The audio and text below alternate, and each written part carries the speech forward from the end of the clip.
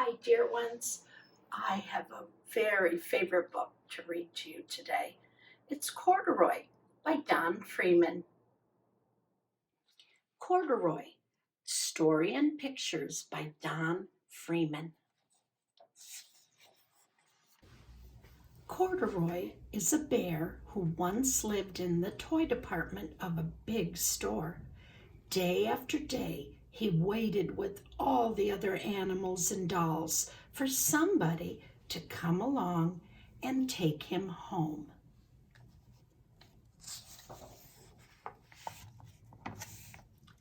The store was always filled with shoppers buying all sorts of things, but no one ever seemed to want a small bear in green overalls. Then one morning, a little girl stopped and looked straight into Corduroy's bright eyes.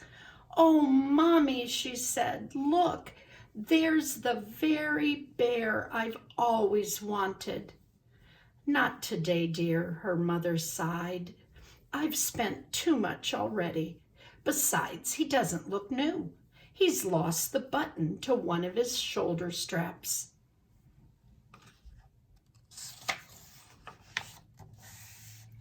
Corduroy watched them sadly as they walked away. "I didn't know I'd lost a button," he said to himself. "Tonight I'll go and see if I can find it." Late that evening, when all the shoppers had gone and the doors were shut and locked, Corduroy climbed carefully down from his shelf and began searching everywhere on the floor for his lost button. Suddenly, he felt the floor moving under him. Quite by accident, he had stepped onto an escalator, and up he went. Could this be a mountain, he wondered? "I think I've always wanted to climb a mountain." He stepped off the escalator as it reached the next floor, and there, before his eyes, was a most amazing sight. Tables and chairs and lamps and sofas and rows of beds. "This must be a palace," Corduroy gasped. "I guess I've always wanted to live in a palace." He wandered around, admiring the furniture. "This must be a bed," he said. "I've always wanted to sleep in a bed." And up he crawled onto a large, thick mattress.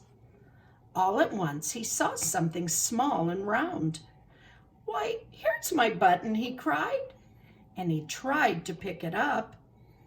But like all the other buttons on the mattress, it was tied down tight.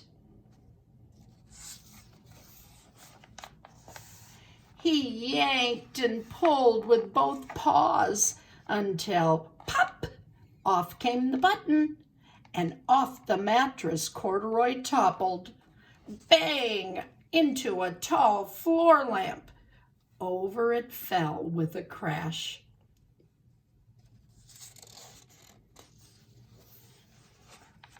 Corduroy didn't know it, but there was someone else awake in the store.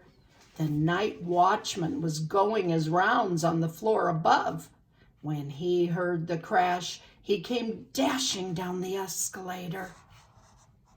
"Now, who in the world did that?" he exclaimed. "Somebody must be hiding around here." He flashed his light under and over sofas and beds until he came to the biggest bed of all. And there he saw two fuzzy brown ears sticking up from under the cover. "Hello," he said. "How did you get upstairs?" The watchman tucked Corduroy under his arm and carried him down the escalator. and set him on the shelf in the toy department with the other animals and dolls. Corduroy was just waking up when the first customers came into the store in the morning, and there, looking at him with a wide, warm smile, was the same little girl he'd seen only the day before. "I'm Lisa," she said, "and you're going to be my very own bear. Last night I counted what I'd saved in my piggy bank, and my mother said I could bring you home." "Shall I put him in a box for you?" the saleslady asked. "Oh, no, thank you," Lisa answered, and she carried Corduroy home in her arms. She ran all the way up 4 flights of stairs into her family's apartment and straight to her own room. Corduroy blinked. There was a chair and a chest of drawers, and alongside a girl-sized bed, a little bed just the right size for him. The room was small, nothing like the enormous palace in the department store. "This must be home," he said. "I know I've always wanted a home." Lisa sat down with Corduroy on her lap and began to sew a button on his overalls. "I like you the way you are," she said, "but you'll be more comfortable with your shoulder strap fastened." "You must be a friend," said Corduroy.